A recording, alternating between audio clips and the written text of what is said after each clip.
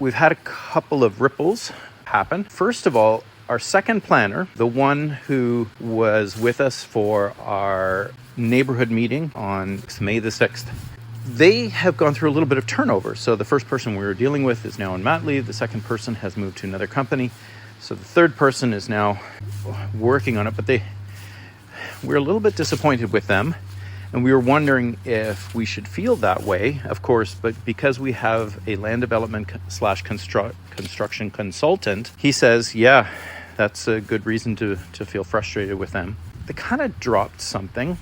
So in the interim, something I didn't explain before is that when we did a deeper dive into what Brantford has been planning and asking further questions, we found out that their parking restrictions are probably not going to be 1 to 1.5 or 1 to 1. We could even maybe get away with 1 to 0.8.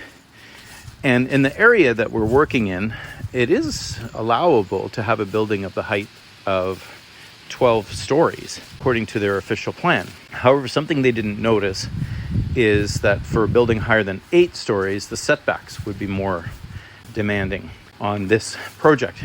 So, yeah, this is something that we think our planner, our second planner, the big planner we're working with, should have picked up on earlier.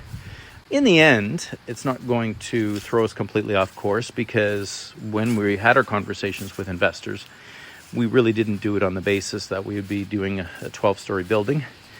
We were talking more like 72 units, so which is more like 8 stories. The second thing that has happened is that Brantford, their official plan for the entire city, now has gone into law, September 24th. There is an appeal period until the end of October where someone can, complain and appeal and stop this whole thing.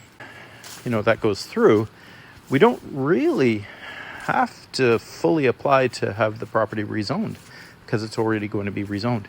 So this is much smoother for us on our process to go ahead. So we still might have a couple of variances that we have to work through. It's definitely a less onerous process. So it's good for us.